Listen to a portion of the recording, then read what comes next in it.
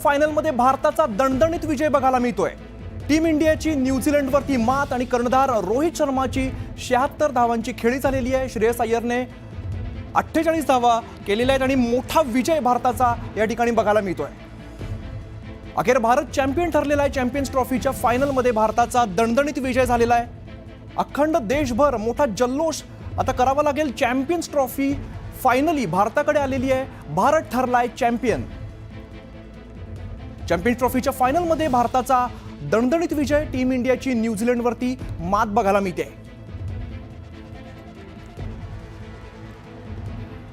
तर माझे सहकारी अमित मोडक सध्या आपल्यासोबत आहेत। अमित सर, काय सांगाल? दणदणीत विजय भारताला मिळालेला आहे। अमित, सर्वात पहिले कॉंग्रॅच्युलेशन्स, एक जबरदस्त विजय टीम इंडियाने मिळवलेला आहे। आणि मला असं वाटतं की ज्या प्रकारचं चॅम्पियन्स ट्रॉफी मधलं फायनल असायला हवं तसं फायनल आपल्याला आज बघायला मिळालेलं आहे अमित, की एकतर्फी हा झुकलेला मुकाबला कधीच नव्हता, ज्याला आपण इंग्लिश मध्ये म्हणतो की सीस ऑफ फाईट। कधी इकडे मॅच झुकते, कधी मॅच इंडियाकडे आहे, कधी न्यूझीलंडकडे आहे, कधी इंडियाकडे आहे, कधी न्यूझीलंडकडे आहे। आणि हे आपण पहिल्या न्यूझीलंडच्या इनिंग पासनं बघत आलेलो आहे। आणि मला असं वाटतं की जबरदस्त परफॉर्मन्स दाखवलेला आहे टीम इंडियानी, आणि तेवढाच चांगला परफॉर्मन्स न्यूझीलंड हारलेलं असू देत, परंतु 251चं टार्गेट टीम इंडियाच्या समोर तुम्ही 48-49व्या ओव्हर पर्यंत आणता, याहून मोठी गोष्ट नाही आहे अमित। मला असं वाटतं की जसं फायनल फॅन्सना अपेक्षित होतं तसंच फायनल आपल्याला आज बघायला मिळालेलं आहे। एक जबरदस्त फायनल आपण इथं बघतोय। मला असं वाटतं की सुरुवातीला टीम इंडियाने जो आपण म्हणतो ना की एक प्रकारे असं वाटत होतं की टीम इंडियाचा अप्पर हँड आहे। त्याच्यानंतर जसं आपण न्यूझीलंडला बघितलं, न्यूझीलंडनं सुरुवात केली, सुरुवातीला त्यांना बेस्ट आपण one of the good opening मिळालेली असं बघितलं। आपल्याला असं वाटलं की अरे बापरे, आता न्यूझीलंड किमान 300 करणार, परंतु त्यानंतर भारतीय स्पिनर्सनी कमबॅक केला आणि न्यूझीलंड तो स्कोर करू शकला नाही। त्यानंतर भारतीय ओपनर्स अमित, रोहित शर्मा आणि शुभमन गिल यांनी 100 पेक्षा जास्त ओपनिंग दिली। असं वाटलं मॅच आपण सहज जिंकू, पण तसं झालं नाही। 103 ओव्हरवर 103 रन्सवर एक पण विकेट पडली नव्हती। आणि त्यानंतर 19 ओव्हरमध्ये म्हणजे 19 बॉल्समध्ये भारताने 3 विकेट्स गमावल्या। म्हणजे पहिले आपल्याला शुभमन गिल जाताना दिसला, त्याच्या मागे आपल्याला विराट कोहली जाताना दिसला। मला असं वाटतं की तो असा क्षण होता की तिथे परत मॅच पलटली। असं वाटलं की आता कोण जिंकणार, आता ही मॅच कोणाकडे जाणार।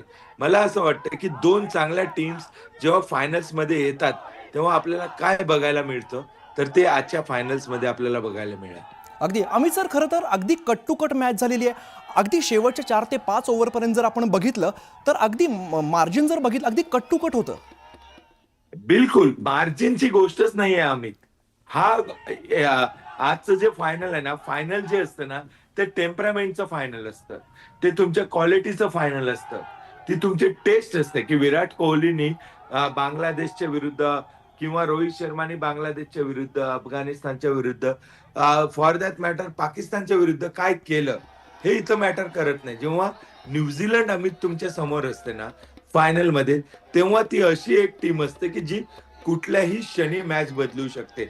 आणि आपण सगळ्यांनी एक लक्षात घ्यायला हवं की जेव्हा आपल्याला असं वाटलं की 100 रनची पार्टनरशिप झाली, ओपनिंग 100 रनची मिळाली, एक पण विकेट नाहीये, आणि तिथून न्यूझीलंडनी ही फायनल या स्टेज पर्यंत खेचली। दिस इज इनक्रेडिबल। म्हणजे न्यूझीलंडच्या ठिकाणी दुसरा कुठलाही संघ असता तर या मजलपर्यंत ते आले नसते, ज्या पद्धतीने आपण बघितलं। आणि दुसरीकडे credit must go to the Indian batsman Shreyas Iyer. ज्या पद्धतीने तो खेळला, कुठलाही दबाव वाटत नव्हता की विराट आउट झालाय, शुभमन गिल आउट झालाय, रोहित शर्मा आउट झालाय, त्याला फरक पडत नव्हता। त्याच्यानंतर आलेल्या अक्षर पटेलला पण तो फरक पडत नव्हता।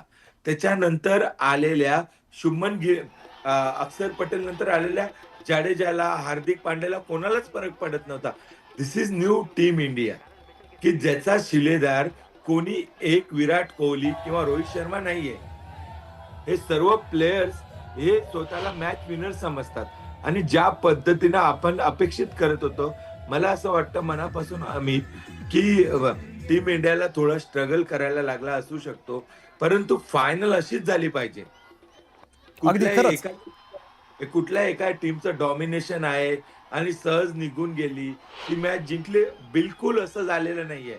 म्हणजे ड्रिंक्स ब्रेक मध्ये विलियमसनला मी बघत होतो, ज्या पद्धतीनं अमित तो टीमला एनकरेज करत होता की don't low down your shoulders, कारण तुम्ही जर तुमचे खांदे पाडले तर ते अपोजिशन टीमला लवकर कळणार आहे. तर आपण लढलं पाहिजे. आणि त्या ड्रिंक ब्रेक नंतर टीम इंडिया न्यूझीलंडने 2 विकेट्स घेतल्या आणि त्या 2 विकेट्स नंतर आपण स्वतः सर्व डाऊट मध्ये आलो की अरे आता या मॅचचे काय होणार, भारत जिंकणार की न्यूझीलंड जिंकणार. आणि हीच खासियत आहे टीम न्यूझीलंडची आणि हीच खासियत आहे टीम इंडियाची. अमित.